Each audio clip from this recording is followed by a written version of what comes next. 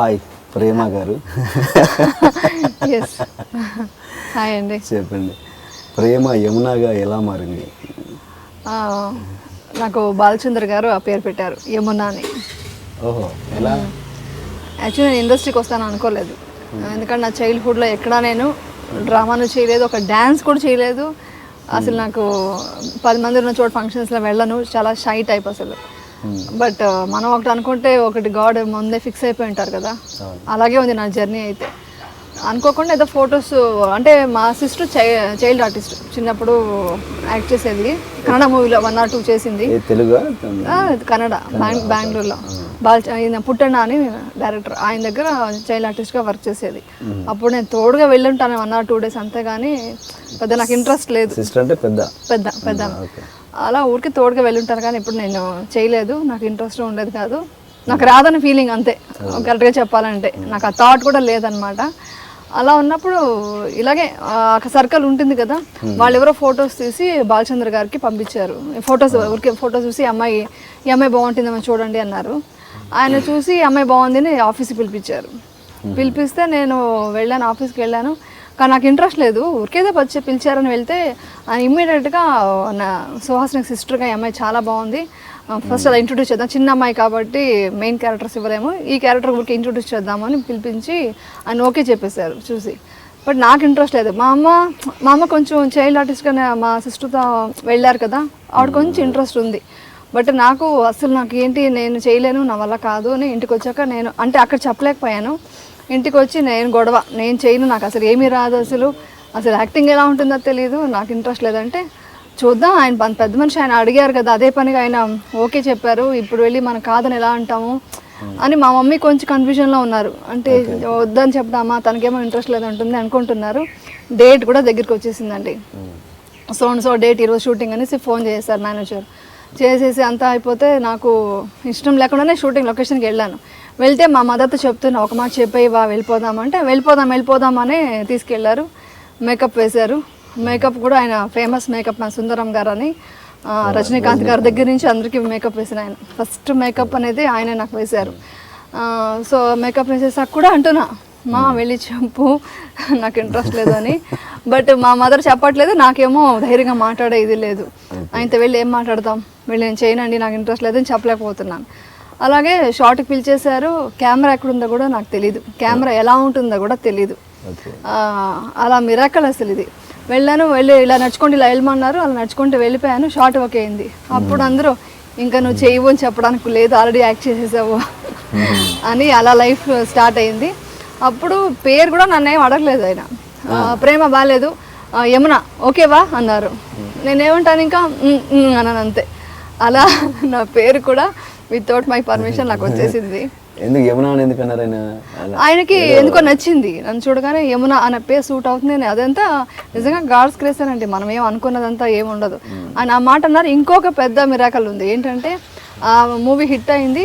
100 days ఫంక్షన్లో ఆయన stage మీద అందరినీ మూమెంట్ ఇస్తారు కదా పిలిచి, అలా ఇచ్చినప్పుడు నన్ను పిలిచినప్పుడు ఈ అమ్మాయి నాకు డేట్స్ ఇవ్వనంత బిజీ అవుతుంది ఫ్యూచర్లో అన్నారు. సీరియస్గా అది జరిగింది. దాని తర్వాత నేను 2-3 మూవీస్కి నేను డేట్స్ అడ్జస్ట్ చేయలేకపోయాను. ఎందుకంటే అది చేసిన తర్వాత మౌన పోరాట సినిమా చేశాను.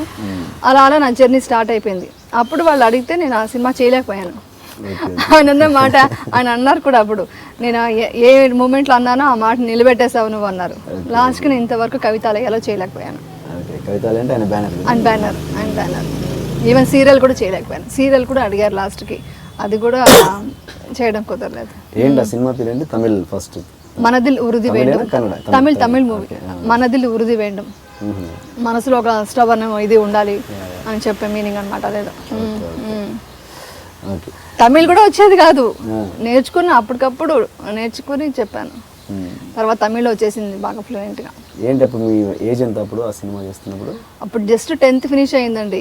అప్పుడు ఇంకా నా లైఫే ఇంకా ఎలా ఉందో టర్నింగ్ లేదు, ఇంకా చదువుకోవాలా ఏంటి అలా ఉందన్నమాట. ఆ టైంలో వెళ్ళిపోయాను కాబట్టి ఇంకా స్టడీస్ అక్కడితో స్టాప్ అయిపోయింది. 17 years అంతే. సో చదువుకోలేదన్న బాధ ఇప్పటికి ఏమన్నా? లేదండి, లేదు, నిజంగా ఇప్పుడు లేదు. అప్పుడు ఉండేది ఏంటి, మనం అనుకున్నది ఏంటి, ఇలా వచ్చేసామేంటి. ఫస్ట్ నాకు యాక్ట్ చేయడం ఇష్టం లేదు కదా ఉండేది. తర్వాత నాకు మౌన పోరాట సినిమా టైంకి కొంచెం బాగా ఇంట్రెస్ట్ వచ్చింది. అంటే ఎందుకు వచ్చిందంటే మరి నేర్చుకోవాలి, ప్రూవ్ చేసుకోవాలి, ఆ రెండే పాయింట్లతో వచ్చింది ఇంట్రెస్ట్. Okay okay. కానీ ఓకే, తెలుగులో మీరు మంచి హిట్ సినిమాలు ఇచ్చారు. ఏంటి మౌన పోరాటం, సూర్యగాడు, మామగారు, చాలా పుట్టింటి పట్టు చీర, మంచి పెద్ద పెద్ద హిట్స్ ఇచ్చారు. కాకపోతే మీరు అప్పుడున్న సూపర్ స్టార్స్ చిరంజీవి గారు, బాలకృష్ణ గారు, నాగార్జున, వెంకటేష్ గారు వీళ్ళందరితో ఎవరితో వాళ్ళు కావచ్చు ఇంకా అప్పుడున్న స్టార్స్ మోహన్ బాబు గారు ఎవరితో చేయలేకపోయారు, ఎందుకు? రీజన్ ఏంటి? రీజన్ అంటే నాకు ఈ మౌన పోరాటం సినిమా అవగానే జడ్జ్మెంట్ స్టార్ట్ అవుతుంది. జడ్జ్మెంట్ అంటే వాళ్ళదే, ఉషా కిరణ్ మూవీస్ వాళ్ళదే, మనమే చేస్తున్నామన్నారు. ఇంకొక మూవీకి అనుకున్నారు, బట్ లాస్ట్ మినిట్లో అది క్యాన్సిల్ అయ్యి ఆ గ్యాప్లో నాకు మూవీస్ వచ్చాయి. అంటే ఇక్కడ కమిట్ అయిపోయాను నేను. మౌన పోరాటం తర్వాత జడ్జ్మెంట్ ఇలా కమిట్ అవుతున్న టైంలో ఐఎమ్ గెటింగ్ మూవీస్. నాకు కరెక్ట్గా చెప్పాలంటే ఒకసారి కైకాల సత్యనారాయణ గారు చెప్పారు, మేము కొదమ సింహం చిరంజీవి గారి కాంబినేషన్లో మేము ట్రై చేసాము. అప్పుడు నేను నెక్స్ట్ మూవీ ఇన్స్పెక్టర్ రుద్ర చేశాను, కృష్ణ గారితో చేశాను. కృష్ణ గారితో చేసినప్పుడు ఆయన అన్నారు, మీకోసం చాలా ట్రై చేసాము, మీ డేట్స్ కుదరలేదు, ప్లస్ మీ కాంటాక్ట్ దొరకలేదు మాకు, మీరు ఎక్కడో అరకులో షూటింగ్లో, వైజాగ్లో షూటింగ్, అప్పుడు మొబైల్స్ లేవు, ఏమీ లేదు కదా, అప్పుడు ఇంకా పిఆర్ఓ లేదు, అదంతా తర్వాత పెట్టుకున్నాను. కానీ అప్పటికే ఇలాంటి క్యారెక్టర్స్ ఎక్కువ నేను చేయడం స్టార్ట్ చేశాను. సో అలా మిస్ అయ్యాను. తర్వాత తెలిసింది ఎన్టీ రామారావు గారు కూడా బాలకృష్ణ గారి మూవీకి ఏదో కోసం అడిగారంట ఉషా కిరణ్ మూవీస్లో. బట్ నేను ఈ మూవీస్ అన్ని చేస్తున్న దానివల్ల నా డేట్స్ క్లాష్ అయ్యింది, కుదరలేదు. అది నా బ్యాడ్ లక్ అనుకోవాలంతే. లేకుంటే ఇది కూడా టచ్ అయ్యి ఉండేది, ఒక స్టార్స్తో కూడా వర్క్ చేసే అవకాశం ఉండేది. కమర్షియల్ సినిమాలు ఎక్కువ చేయలేదు కానీ రియలిస్టిక్ మూవీస్, మౌన పోరాటం, అది ఆ ఇమేజ్ అలా వచ్చిందండి. బికాస్ ఆఫ్ మౌన పోరాటం, జడ్జ్మెంట్ మూవీస్ వల్ల ఆ ఇమేజ్ డీగ్లామరైజ్డ్ పర్ఫార్మెన్స్కి ఓకే, ఇవి డాన్స్కి అంత సూట్ అవ్వదు, ఆ ఉద్దేశం. అంటే అలా ఇమేజ్ వస్తే ఇంక అదే ఉంటుందండి. నేను అనుకోవడం అదే, నేను అనుకోవడానికి కారణం ఇదే ఉండొచ్చు అనుకుంటున్నా. ఇప్పుడు చూడండి, ఇప్పుడు అలాంటి చేసి పర్ఫామ్ చేయడానికి ఇప్పుడు హీరోయిన్స్కి లేదు అలాంటి క్యారెక్టర్స్. నేను చేసేసాను, అలా చూస్తే లక్కీ అనుకోవాలి. మౌన పోరాటం, ఎర్ర మందారం ఎంత మంచి మూవీ, పుట్టింటి పట్టు చీర, చాలా ఇప్పటికీ ఆడియన్స్లో మాత్రం చాలా మంచి ఫ్యాన్స్ ఉన్నారు, మంచి పేరు ఉందండి బికాస్ ఆఫ్ ఆ మూవీస్. కమర్షియల్స్ మూవీస్ చేయలేదని ఫీలింగ్ ఉంది కొంత. నిజమే, తెలిసి చేసిన తప్ప తెలియక చేసిన ఇదా? తెలిసి తెలియదని కాకుండా కమిట్మెంట్, సిచ్యుయేషన్స్ అలా క్రియేట్ అయ్యింది అంతే. ప్లస్ ఆ టైంలో ఇది కూడా వచ్చింది, ఇండస్ట్రీ అంతా హైదరాబాద్ షిఫ్ట్ అవ్వాలి, ఈ స్ట్రైక్లు వేరే చాలా వచ్చాయండి. ఈ స్ట్రైక్ల వల్ల షూటింగ్స్ ఎన్నో మంత్స్ షూటింగ్ లేదు. ఒక్కసారిగా మీకు ఒక సినిమా హిట్ అవుతే ఎలా ఉంటుందంటే ఇండస్ట్రీలో, ఒక సినిమా హిట్ అవ్వగానే ఇమ్మీడియట్గా 10 సినిమాలకు బుక్ అవ్వాలి. అంటే అది ఏమైంది నా విషయంలో, ఈ స్ట్రైక్ అవ్వడం. తర్వాత ఆ టైంలో ఇక్కడ రాజమండ్రిలో ఫ్లడ్స్ కూడా వచ్చింది అనుకుంటా, 89-90. అవన్నీ వచ్చి మొత్తం ఇండస్ట్రీ కొంచెం డౌన్ఫాల్లో ఉంది, ఆ టైంలో కన్ఫ్యూజన్లో ఉంది. నేను ఉన్నప్పుడు స్ట్రైక్స్, అసలు చెన్నైలో షూటింగ్ చేసేవాళ్ళం, అక్కడి నుంచి వైజాగ్, ఇటు తిరుపతి, ఇటు హైదరాబాద్ అలా షిఫ్ట్ అయిపోయినాయి ఇదంతా.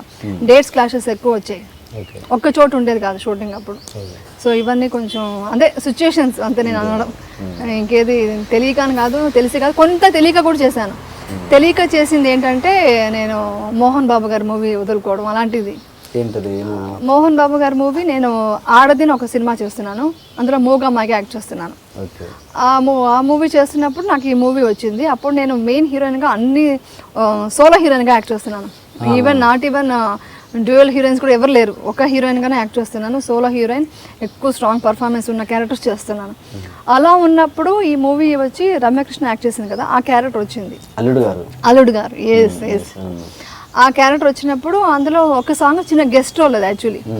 అది నాకు నా మైండ్ సెట్లో ఏంటంటే, నా క్యారెక్టరేషన్ గురించి ఆలోచన ఉంది, కానీ మన రాఘవేంద్రరావు గారితో డైరెక్షన్లో యాక్ట్ చేస్తే ఎంత ఒక హైప్ ఉంటుంది, ఎంత మంచి పేరు ఉంటుంది, నేమ్ ఎంత ఇదవుతుంది, ప్లస్ మోహన్ బాబు గారి కాంబినేషన్ వచ్చేస్తే ఎలా ఉంటుంది, ఈ థింకింగ్ లేదు. ఎందుకంటే because of my age, my innocence, నాకు గాడ్ ఫాదర్ లేదు, నాకు ఇండస్ట్రీలో ఎవరు తెలియదు, మా ఓన్ డిసిషన్సే నాకు ఉండేది.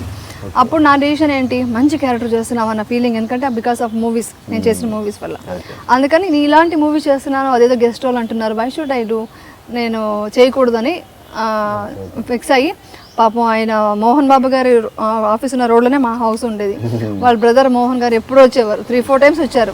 మేము చెప్తున్నా నా మాట వినమ్మా, చెయ్యి మూవీ, అందరికీ మీరే చేయాలనుకుంటున్నారు. వాళ్ళు పట్టుబట్టారు, ఈ అమ్మాయి అయితేనే ఈ క్యారెక్టర్ కాదు, ఎందుకంటే చాలా మంచి క్యారెక్టర్, అది చిన్న గెస్ట్ రోల్ అయినా మంచి సెంటిమెంట్ ఉన్న క్యారెక్టర్, ఆ ఇమేజ్ ఉంది కాబట్టి ఈవిడ చేయాలని అనుకున్నారు. బట్ కుదరలేదు, చేయలేదు. బట్ అప్పటి నుంచి మంచి హై దీని నుంచి వచ్చారు. అప్పుడు సెకండ్ ఇన్నింగ్స్ నేను దానికి బాధపడలేదు, కానీ ఆ డైరెక్షన్ లో చేయలేదన్న బాధ ఉంది. ఏమండి అసలు నేనంటే మీకు ఇష్టం ఉందో లేదో చెప్పండి. ఇంత సూటిగా ఎందుకు అడుగుతున్నానో అడగండి. పువ్వులతో తప్ప మాటలతో సమాధానం చెప్పరా?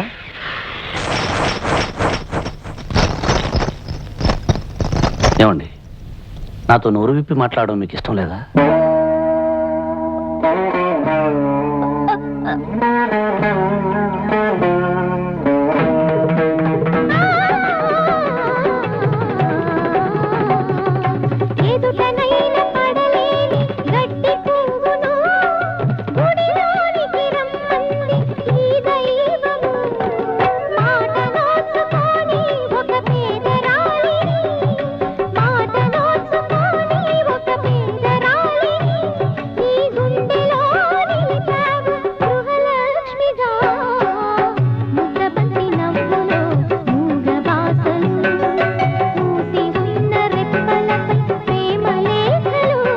అది మిస్ అయ్యాను. ప్లస్ మోహన్ బాబు గారు ఒకసారి ఏదో షూటింగ్లో కలిసినప్పుడు అంతేలే మాతో అంతా యాక్ట్ చేయరు మీరు, మేము ఎప్పుడు డౌన్లో ఉన్నామని, ఎందుకంటే అలా అనుకున్నారు ఆయన.